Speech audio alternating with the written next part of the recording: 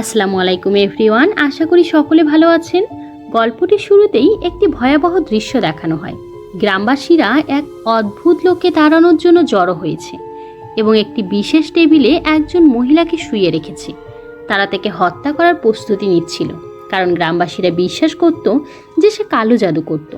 তাকে হত্যা করার আগে তারা তার উপর নির্মমভাবে নির্যাতন চালায়। তারা তাকে চাবুক মারে এবং তারপর তার ক্ষতস্থানে লবণ ও লেবু ছিটিয়ে দেয়। সে চিৎকার করে বলতে থাকে, আমাকে মেরো না, তোমাদের গ্রামে যে শান্তি বিরাজ করছে তা আমার কারণেই। কিন্তু কেউ তার কথা শোনেনি এবং তারপর একজন শানের নির্দেশে মহিলাটির গলা নৃশংসভাবে কেটে ফেলা হয়। তার শরীর থেকে গলাটি বিচ্ছিন্ন হয়ে যায়। এরপরেও আমরা দেখতে পাই যে ঘাটটি প্রচণ্ডভাবে কাঁপছিল। তাকে এভাবে জীবিত দেখে সবাই ভয়ে পালিয়ে যায়। এ ঘটনার অনেকটা সময় পেরিয়ে গেছে। বর্তমান সময়কে দেখানো হয়, যেখানে আমরা শহরে এলিন নামের একটি মেয়েকে দেখতে পাই, যার বাবা মা মারা গেছে এবং তার অনেক ঋণ। এই কারণে পাওনাদারেরা তাকে ক্রমাগত বিরক্ত করতে থাকে, কিন্তু সে এখন তাদের মোকাবেলা করতে শিখে গেছে। সে এখানে একটি বোতল ভাঙে এবং তাদের তার থেকে দূরে থাকতে সতর্ক করে দিয়ে চলে যায়। কিন্তু সে জানতো যে এই ঝামেলা এত তাড়াতাড়ি দূর হবে না। যতক্ষণ না সে তাদের টাকা ফেরত দেবে, এই সমস্ত ঝামেলা তার পিছু ছাড়বে না। তাই সে তাড়াতাড়ি টাকার ব্যবস্থা করার সিদ্ধান্ত নেয়। আমরা জানতে পারি যে এলিনের একটা ভাই ছিল এবং এলিন যখন কাজে থাকতো তখন তার বন্ধুরা তার দেখাশোনা করত। এলিনের জিয়া নামে আরও একজন বন্ধু আছে।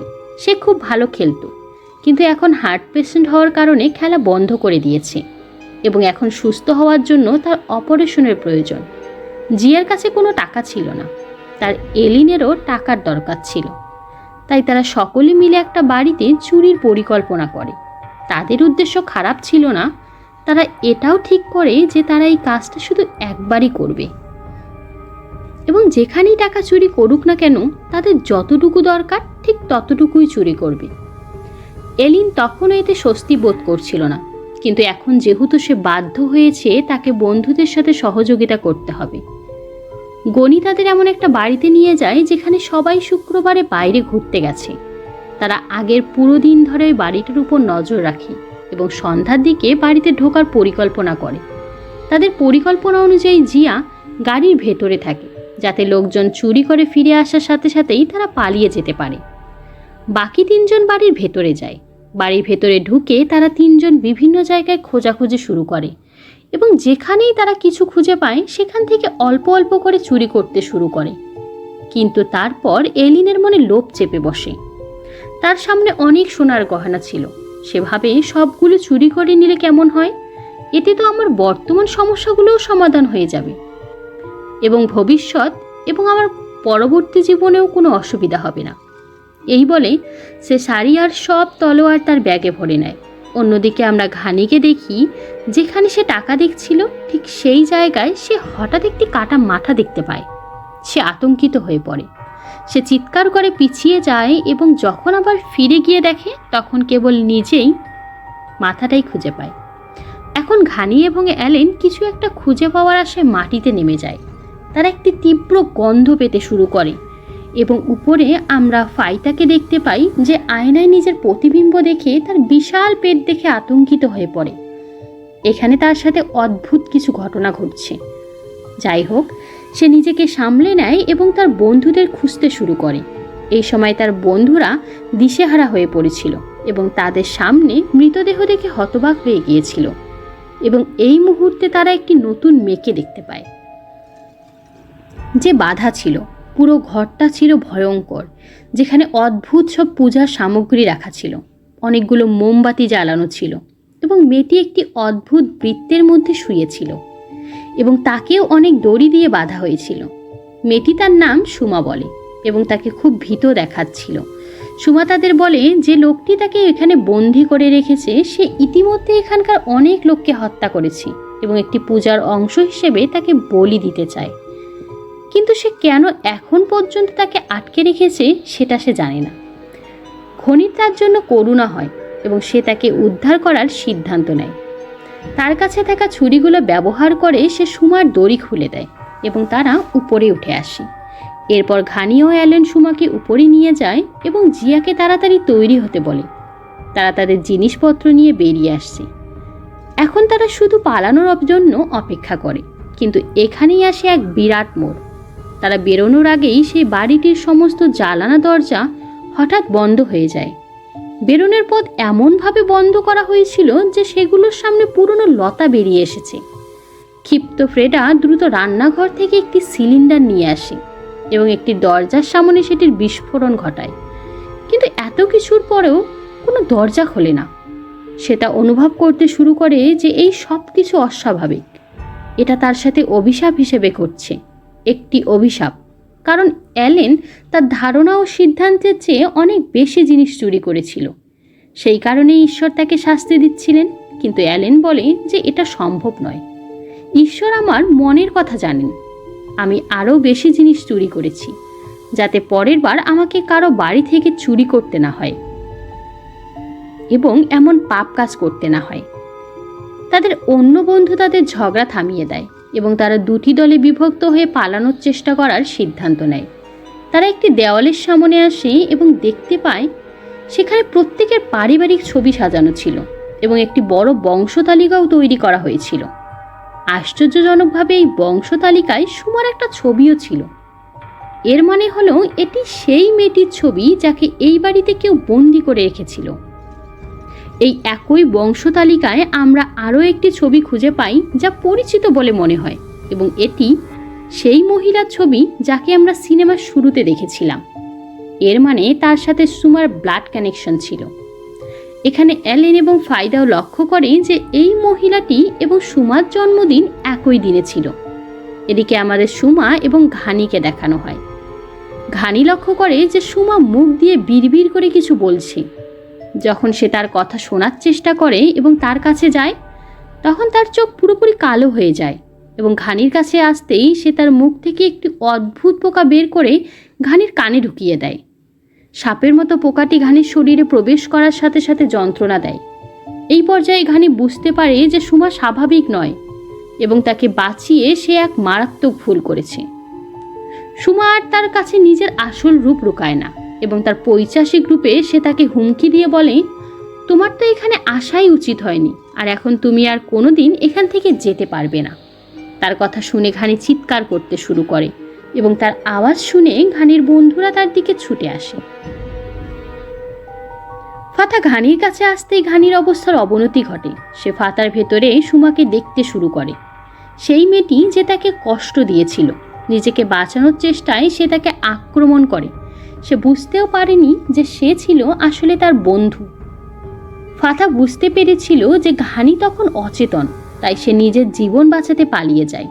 অন্য একটি ঘরে প্রবেশ করার পর আমাদের দেখানো হয় যে এখন ফাতার অবস্থা খুবই খারাপ। সে হঠাৎ করে নিচে পড়ে যায় এবং ছাদের উপর অনেক পোকা দেখতে পায়, যেগুলো ঘানির কানে ঢুকছিল সেগুলোর মতোই। কিছু একটা তাকে ভর করে এবং সে জ্ঞান হারায়। সে এমনকি আত্মহত্যা করারও চেষ্টা করে। এরপর ছাদের উপর দেখা সমস্ত পোকা তার উপর পড়ে এবং ফাতা মারা যায়। অন্যদিকে আমাদের জিয়াকে দেখানো হয় যে অনেকক্ষণ ধরে বাইরে অপেক্ষা করছিল। যখন কেউ বাইরে আসে না, সে তার ওয়াকিটকি নিয়ে প্রাসাদের দরজার দিকে এগিয়ে যায়। ওয়াকিটকিতে ফাতা তার উত্তর দিচ্ছিল, কিন্তু সে মৃত ছিল। পরের সেকেন্ডেই ফাতার কণ্ঠে কে উত্তর দিচ্ছিল সেই রহস্য উন্মোচিত হয়। সে ছিল সুমাই, যে এই মুহূর্তে পা দিয়ে উল্টো হয়ে ঝুলে শিয়ার সামনে আসে। ভীত শিয়া তার হাতে থাকা টর্চ লাইটটা দিয়ে তাকে আক্রমণ করে, কিন্তু এই আক্রমণে সুমার উপর কোনো প্রভাব পড়ে না। সে শুধু পাগলের মতো হাসতে থাকে আর ভয়ে পালিয়ে যায়। যেহেতু সে একজন হার্টের পেশেন্ট, তাই রক্তের চাপের কারণে তার হার্ট দ্রুত পাম্প করতে পারে না এবং সে হার্ট অ্যাটাক করে সেখানেই মারা যায়। এদিকে অ্যালেনকে উপরতলায় তার বাবার ভূত দেখানো হয়। সে আতঙ্কিত হয়ে পড়ে এবং দৌড়ে পালায় এবং এমন একজন লোকের সাথে ধাক্কা খায় যিনি আসলে এই বাড়ির মালিক ছিলেন এবং ততক্ষণে সেখানে এসে পৌঁছেছিলেন। তাদের অবস্থা থেকে তিনি গভীরভাবে দুঃখ প্রকাশ করেন। তিনি তাদের একত্রিত করেন এবং তাদের সামনে একটি রিচুয়াল শুরু করেন। দেখা যায় যে এই লোকটি একজন শামান ছিলেন। সে আপাতত সুমার কানে ঢুকিয়ে দেওয়া পোকাগুলো বের করে তার চিকিৎসা করছিল। তাদের কান থেকে এই পোকাগুলো বের হতে দেখে তারা হতবাক হয়ে যায়। লোকটি তাদের বলে যে এই পোকাগুলো কালো জাদুর মাধ্যমে তার শরীরে ঢোকানো হয়েছিল এবং এগুলো মানুষকে পাগল করে দেওয়ার জন্য তৈরি করা হয়। এই সময়ের মধ্যে তাদের কিছু বলার আগেই লোকটি বুঝে গিয়েছিল যে তারা সুমাকে মুক্ত করে দিয়েছে।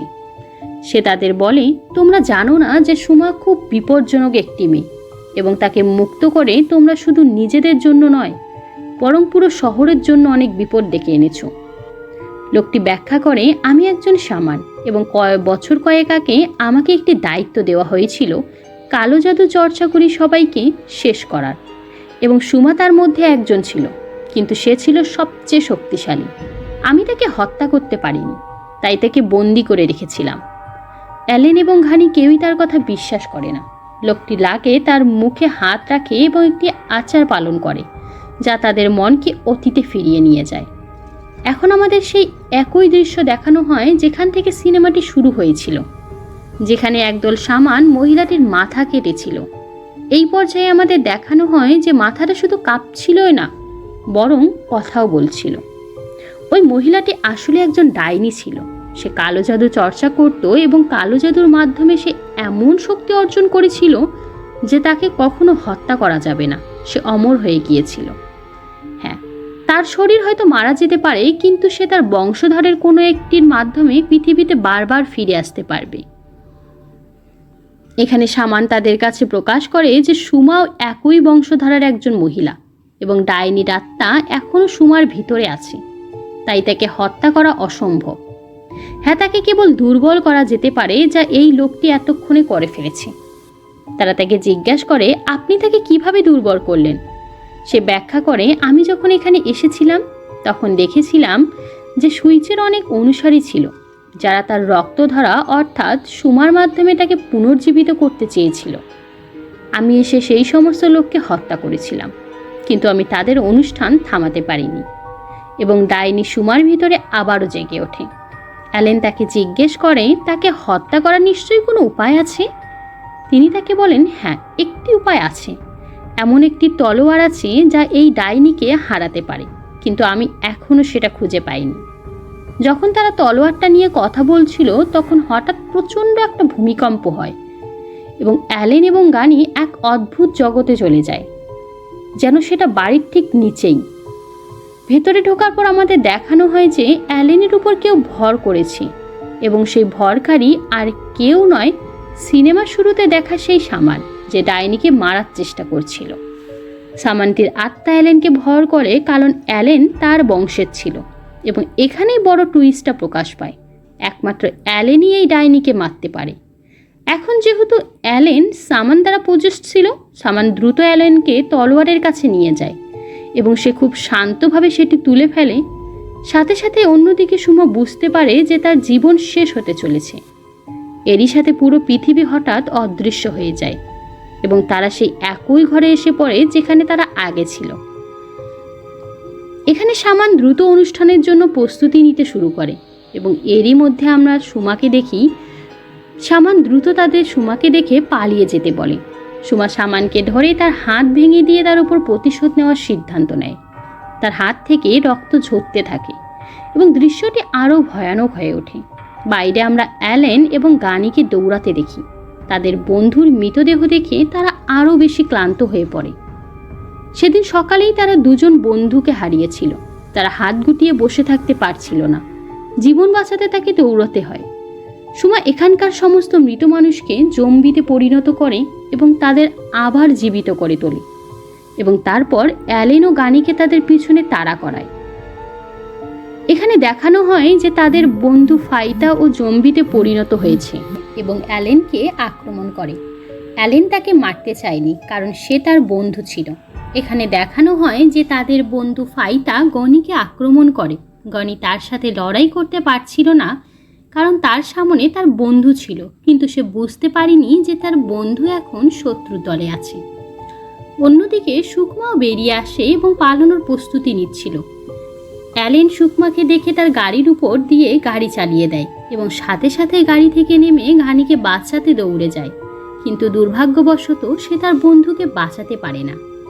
ঠিক তখনই সুমা পেছন থেকে নিজেকে মুক্ত করে। সে পুনর্জীবিত হয়ে অ্যালেনের সামনে আসে এবার সেই একই তলোয়ার অ্যালেনের হাতে। সে এটা দিয়ে সুমাকে আক্রমণ করতে যাচ্ছিল, কিন্তু সুমা নিজেকে তার বাবার রূপে পরিণত করে।